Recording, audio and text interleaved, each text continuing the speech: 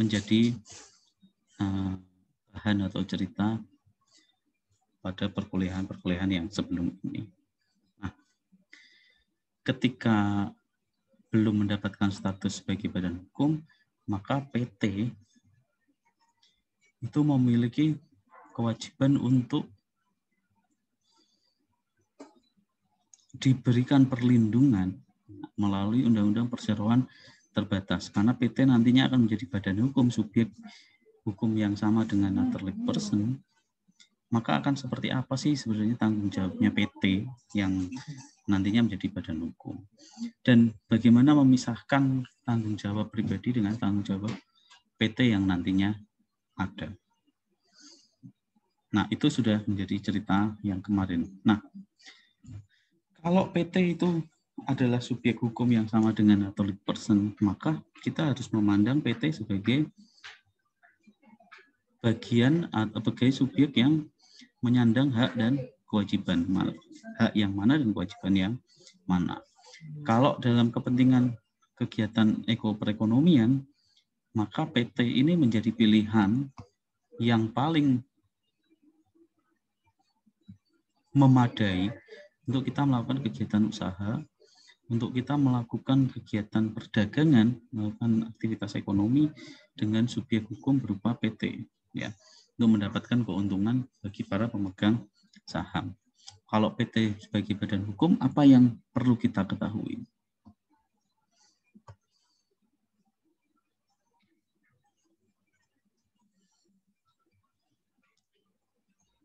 Nah, kalau PT sebagai badan hukum, maka kita melihat PT sebagai manusia, PT sebagai dalam tanda kutip ya, manusia buatan atau artificial person, atau sebagai warga negara yang dibuat. Ya, dibuat karena perjanjian tadi, maka dalam pengertian tentang perseroan terbatas, PT adalah persekutuan modal didirikan atas dasar perjanjian ya. Jadi dia bertindak sebagai manusia kalau sudah ada otoritas yang kemudian menyatakan dia sah sebagai subjek hukum, maka PT dia berhak menjadi badan hukum yang memiliki hak dan kewajiban. Perseroan terbatas itu dipandang sebagai subjek hukum untuk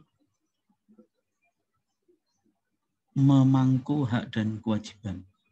Karena dia sebagai subjek hukum, maka dia bisa melakukan perbuatan hukum terkait dengan harta kekayaan. Nah, dalam berbagai pengertian memang PT itu dipandang sebagai badan hukum yang paling sesuai untuk melakukan kegiatan usaha. Jadi kalau badan hukum yang dalam bentuk PT ini, yang dia merupakan artificial person karena dia diciptakan untuk memenuhi perkembangan kebutuhan hidupan masyarakat ini, maksudnya mengacu pada kegiatan-kegiatan ekonomi yang membutuhkan simbol atau membutuhkan subjek yang dapat mewakili semua kepentingan, terutama kepentingan pemegang saham, dalam aktivitasnya sebagai penyandang kegiatan ekonomi di dalam masyarakat. Nah, itu maka kita bisa melihat PT sebagai badan hukum, sebagai subjek.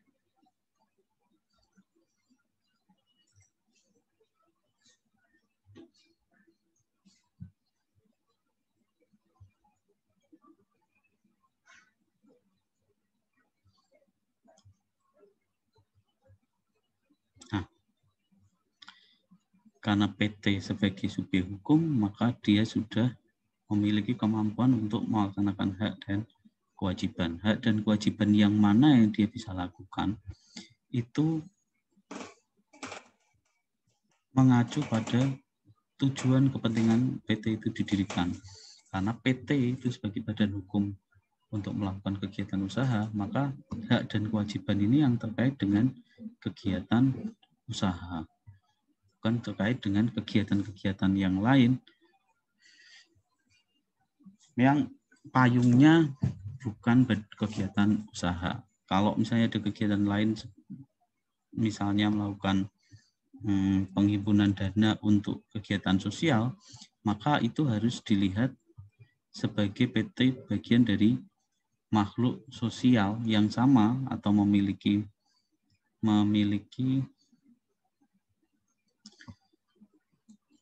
kedudukan yang sama dengan penyandang hak dan kewajiban seperti manusia biasa, ya.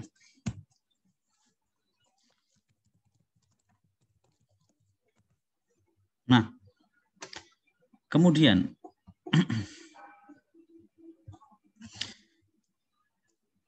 kalau PT adalah badan hukum, maka khususnya dalam hal kekayaan, ya, kekayaan untuk melakukan kegiatan ekonomi, maka sebenarnya itu kita melihat bahwa dia dari segi kemampuan penguasaan barang, harta kekayaan, pasal 519 KUH Perdata sudah mengatakan pengakuan di sana adalah ada barang yang bukan milik siapapun, barang lainnya adalah milik negara, milik persekutuan atau milik perorangan. Artinya PT bisa menguasai atau memiliki benda atau barang atau harta kekayaan atau hak dan kewajiban yang terkait dengan hukum kebendaan, ya. Cuman yang harus dilihat, karena dia artificial person, dia tidak bisa melakukan perbuatan hukum naluriah, perbuatan hukum biologis, atau melakukan kegiatan-kegiatan yang sifatnya kodrati seperti ya menikah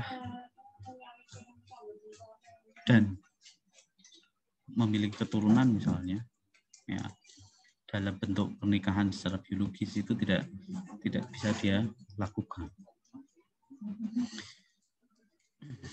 Nah, dalam terminologi hukum tentang PT, kita mengenal beberapa istilah terkait dengan perseroan terbatas, yaitu limited company. Ya, limited company ini asal katanya dari limited dan company. Dalam hukum common law Inggris khususnya, maka limited company itu menunjuk pada perseroan terbatas. Di sana yang disebut limit itu ya lembaga usaha yang diselenggarakan itu tidak seorang diri, tapi ada inisiatif dari beberapa orang untuk bergabung dalam suatu badan. Jadi yang disebut limit itu. Jadi ini menunjukkan soal siapa, ya, PT itu atau limited company itu. Dia gabungan dari kepentingan orang, ya.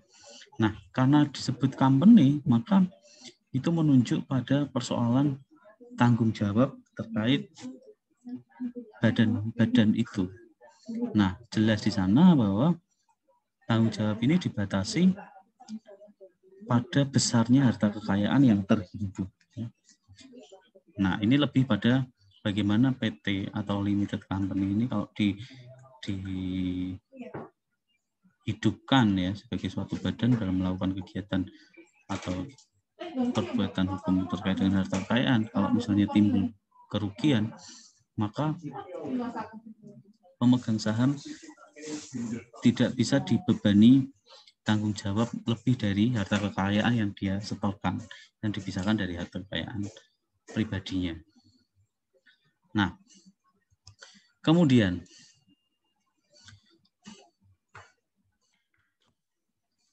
dalam istilah di Jerman, ya, dia disebut sebagai Aktiengesellschaft, ya. Aktien itu adalah saham, Gesellschaft adalah himpunan. Artinya dia himpunan dari saham-saham. Jadi badan yang menghimpun yang terdiri dari himpunan saham-saham. Itu juga sama, menunjukkan bagaimana PT itu didirikan karena persekutuan modal itu. Karena berkumpulnya modal. Karena adanya inisiasi dari para pemilik modal untuk mengumpulkan modalnya dan menunjukkan adanya badan. Nah, sementara di Indonesia disebut sebagai perseroan terbatas yang kemudian diberikan pengertian di dalam Undang-Undang 40 tahun 2007, yakni badan hukum yang didirikan berdasarkan perjanjian untuk melakukan kegiatan usaha dengan modal dasar yang seluruhnya terbagi dalam saham, serta memenuhi persyaratan yang ditentukan dalam undang-undang dan peraturan pelaksanaan. Nah, kalau kita lihat dalam pengertian ini, maka ini sebenarnya kita bisa lihat di sini ada proses yang tadi saya sampaikan tentang pendirian PT. Maka badan hukum itu atau ini PT ya didirikan berdasarkan perjanjian ini. Untuk apa? Melakukan kegiatan usaha. Jadi PT memang dibuat untuk melakukan kegiatan usaha.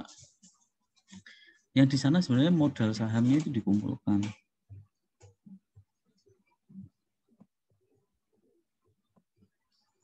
Ya, modal dasarnya itu dikumpulkan dan kemudian dibagi dalam bentuk saham.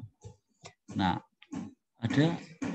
ada klausul bahwa pernyataan bahwa memenuhi persyaratan yang ditentukan dalam undang-undang. Ini menunjuk pada proses inkorporasi, proses administrasi. Nah, pada pengertian ini kita melihat ada segi zero atau sahamnya yang menunjukkan itu bahwa PT merupakan perkumpulan saham, dan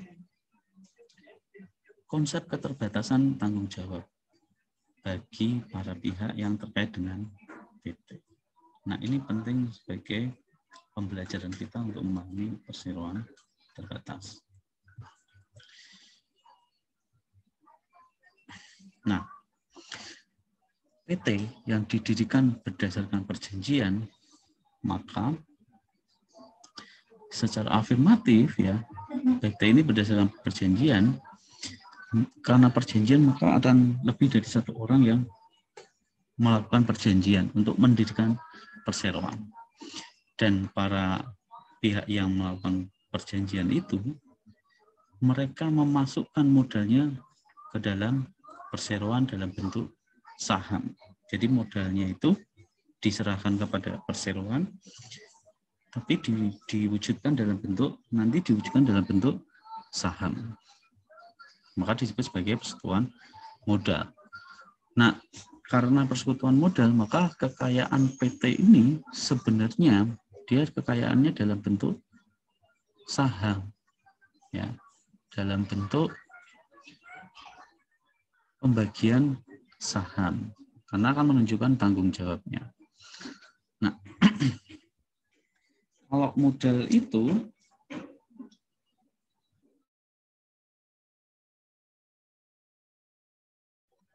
oke, gangguan teknis sedikit, saya ulang.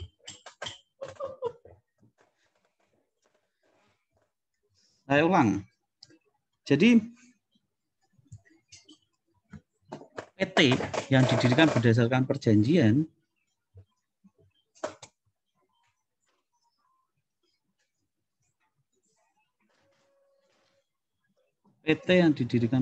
perjanjian ini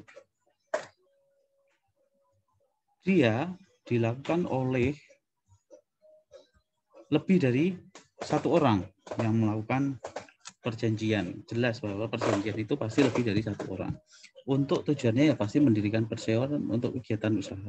Karena tujuannya adalah kegiatan usaha, kemudian PT ini didirikan dasarnya adalah persekutuan modal, maka modal yang kemudian diserahkan dalam bentuk nanti akan dibagi habis kepada pemilik saham ini dalam bentuk saham, sehingga disebut sebagai pemilik saham, ya.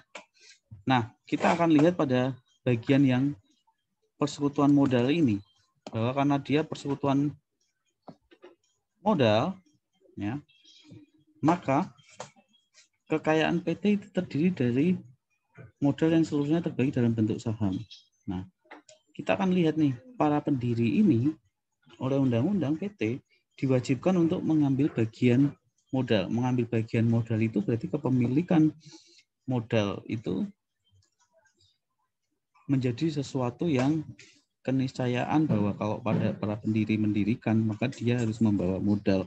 Maka dia wajib menjadi bagian dari pemilik modal itu, yang nanti akan diberikan kepada para pendiri PT ini sebagai pemegang saham. Dia akan pegang surat saham atau sertifikat saham.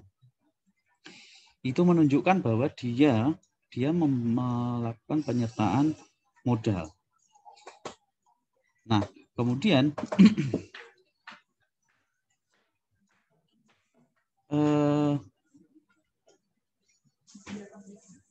penyertaan modal itu berimplikasi pada besarnya tanggung jawab yang harus ditanggung oleh para pemegang saham. Maka yang tadi dalam terminologi atau istilah bahasa Inggris tadi limited company itu, maka dia hanya bertanggung jawab secara terbatasnya pada besaran saham yang dia setor kepada perusahaan.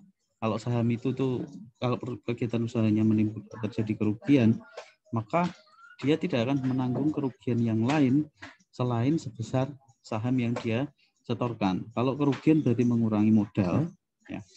Kalau misalnya perusahaan untung, maka perusahaan akan bertambah modalnya dan pemilik saham akan mendapatkan dividen. Nah, itu yang terkait dengan modalnya. Nah, kalau orang juga berjanji, maka syarat untuk PT itu menjadi badan hukum karena perjanjian itu, dia harus melakukan pendaftaran kepada negara, dalam hal ini Menkumham, untuk mendapatkan status sebagai badan hukum. Badan hukum yang menjalankan kegiatan usaha dengan modal-modal yang tadi. Badan hukum. Caranya bagaimana? Harus melibatkan pihak inkorporator, pihak lain yang memiliki kewenangan untuk melakukan pengajuan atau pendaftaran PT. Ya. Nah, tata caranya kemudian disebut sebagai proses inkorporasi, proses yang administratif untuk mendirikan badan hukum PT. Nah, misalnya perjanjian-perjanjian itu harus dituliskan di dalam akta notaris dalam bentuk akta pendirian. Ya. Nah, dimasukkan di dalam akta notaris, dicantumkan di sana yang bisa membuat akta autentik kan notaris nih ya, yang kaitannya dalam pendirian PT.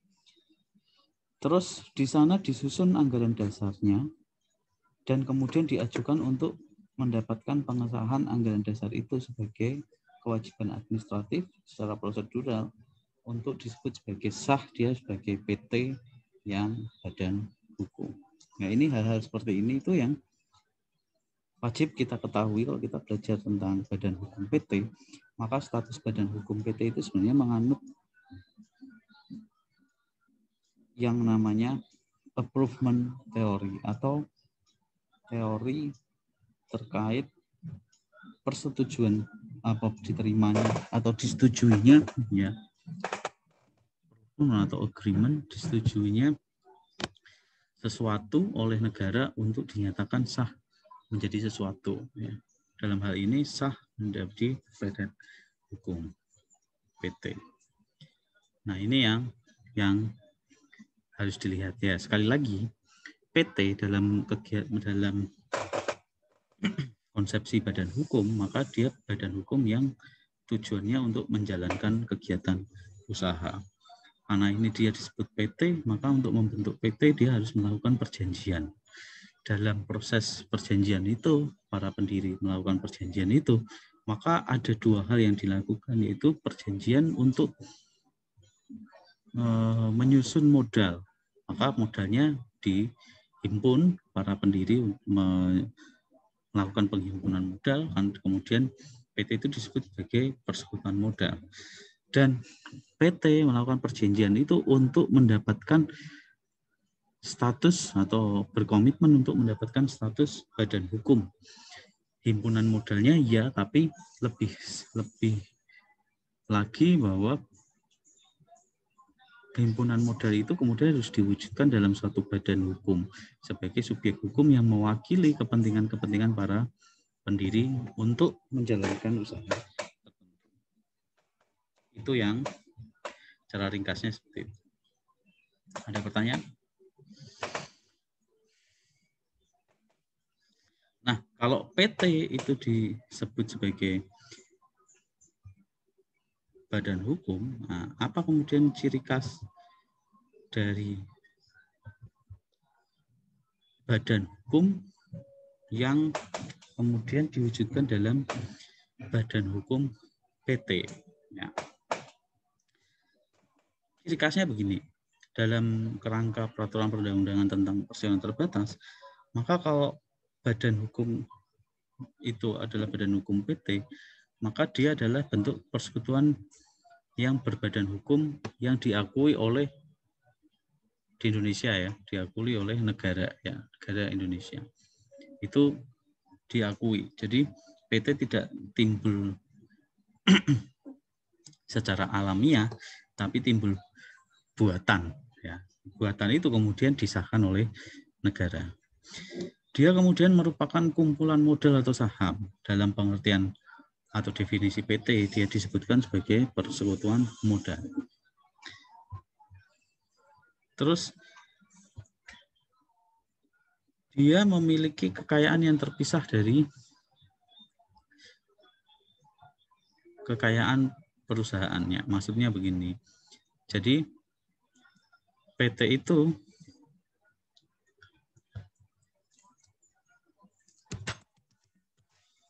dia kekayaannya terpisah dari kekayaan para pendirinya atau pemegang sahamnya. Dia tidak dalam posisi memiliki kekayaan yang sama-sama dikuasai oleh PT itu sendiri dan oleh para pendiri. Nah, karena kekayaannya terpisah itu, maka pemegang saham memiliki tanggung jawab yang terbatas hanya pada lembar saham yang dimilikinya. Tidak bisa karena tadi kekayaannya terpisah ya. Jadi besaran saham yang dia miliki tidak bisa atau tanggung jawabnya tidak bisa melebihi jumlah saham yang dia miliki.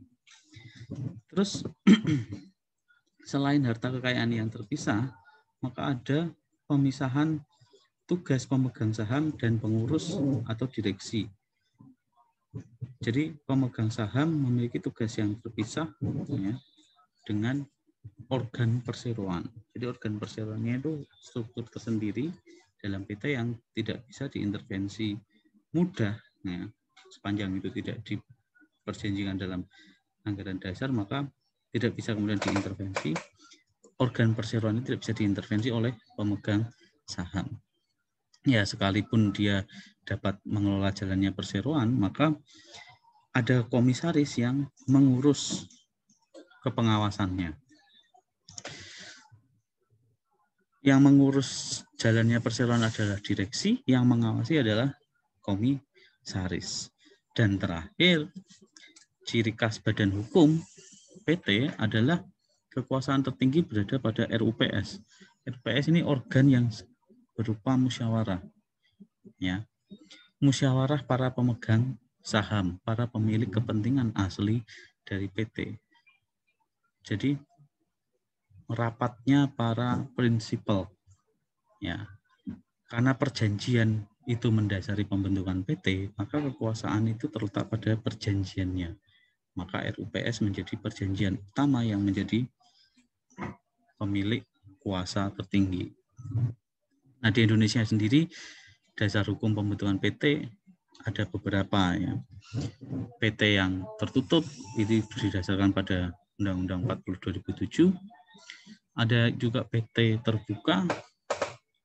Selain Undang-Undang 40 2007 juga dia terikat pada Undang-Undang tentang pasar modal. Ada juga PT yang dia merupakan penanaman modal dalam negeri, ya. Terus penanaman modal asing, ada PT Persero ini yang terkait dengan perusahaan perseroan ya milik negara terutama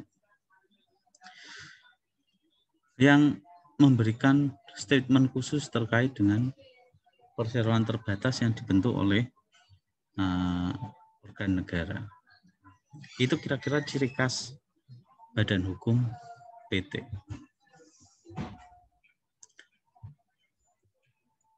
Selanjutnya,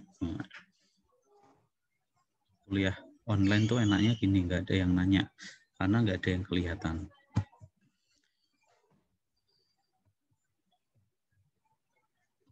Selanjutnya, ya, kalau perseroan terbatas disebut sebagai badan hukum, maka dia berdiri pada konsep dia memiliki ciri sebagai memiliki unsurnya sebagai badan hukum dan dia memiliki unsurnya sebagai perseroan, ya, atau sebagai korporasi.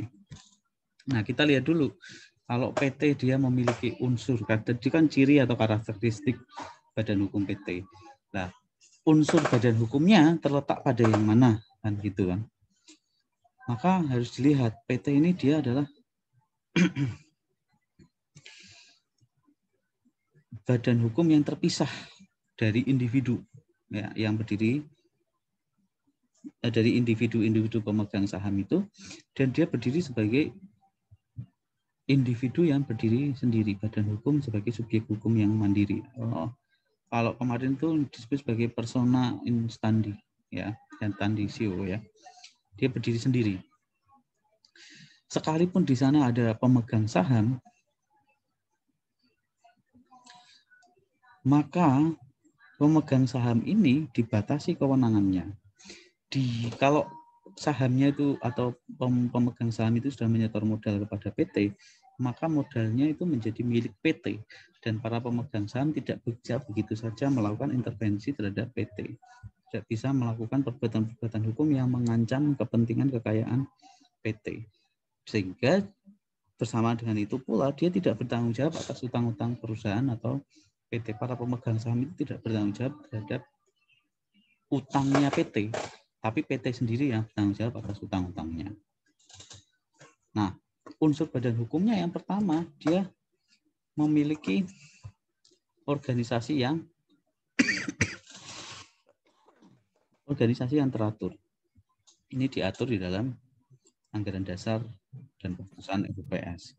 Organisasi itu ada RUPS, ada direksi dan dewan komisaris. Selain dicantumkan di dalam anggaran dasar, organisasi ini, ya, itu juga sudah diatur batasan kewenangannya di dalam undang-undang PT. Nah, dia separate legal personality, maka kekayaannya terpisah, maka dia punya kekayaan sendiri yang disebut sebagai kekayaan PT. PT itu punya modal dasar. Ya, ini nominal saham dan atau kekayaan dalam bentuk lain yang berupa benda bergerak dan benda tidak bergerak dan lain sebagainya. Aset-aset itu sebagai kekayaan PT.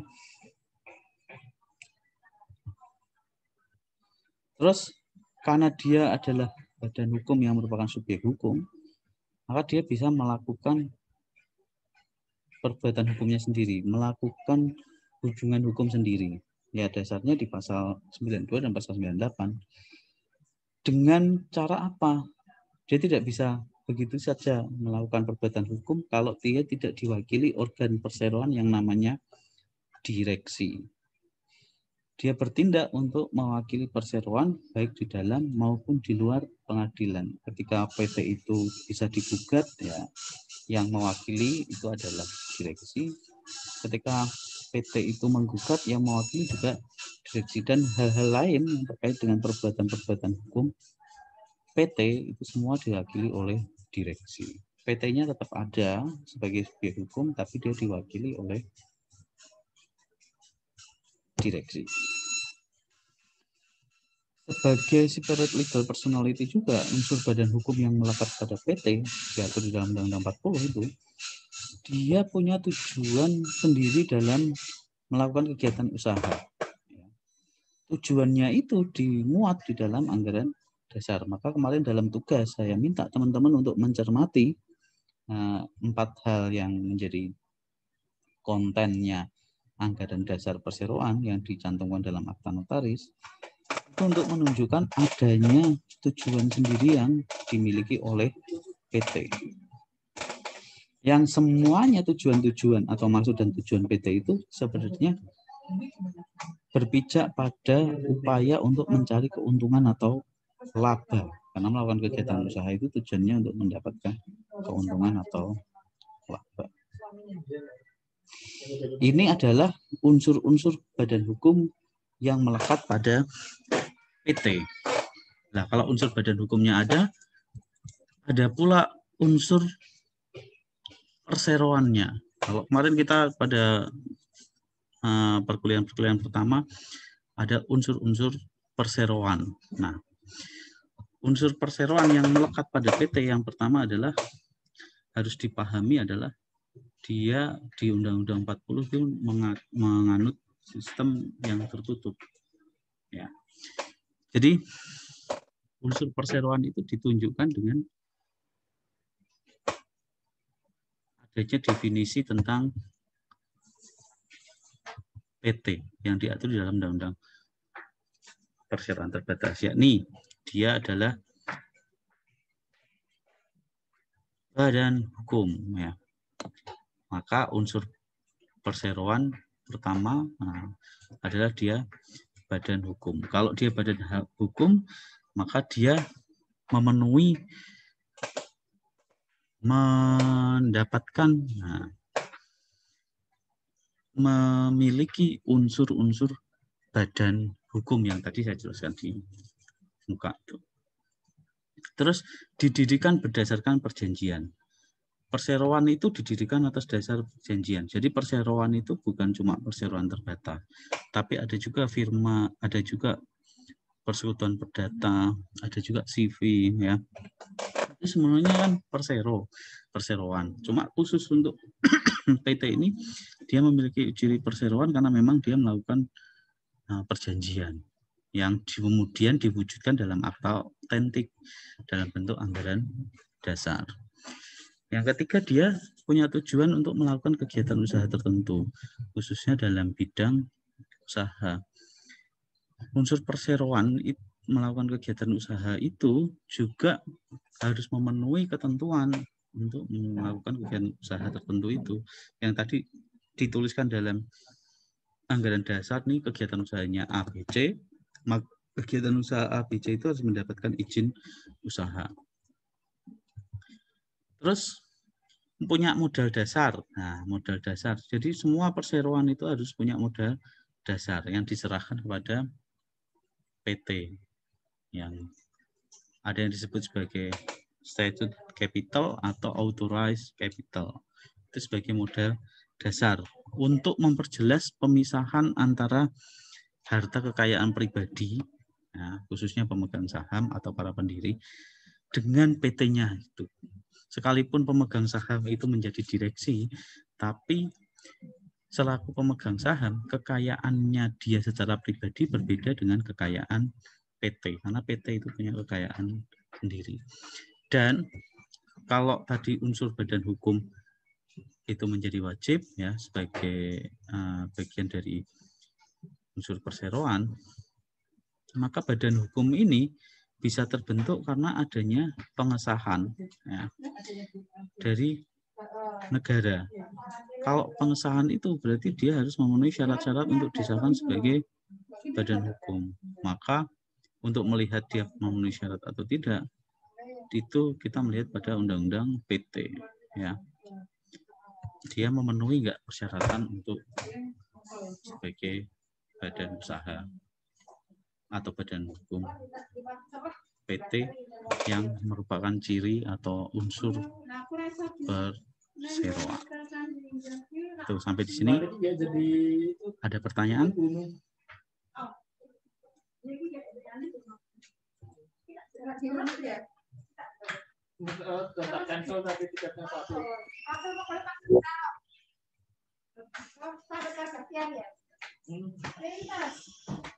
Kalau tidak ada dan kuliah cukup sepi, maka kuliah saya akhiri sampai di sini. Nanti kita ketemu lagi sore hari. Saya kira itu, dan teman-teman mohon untuk bisa melengkapi absen yang belum absen, dan sampai jumpa nanti sore.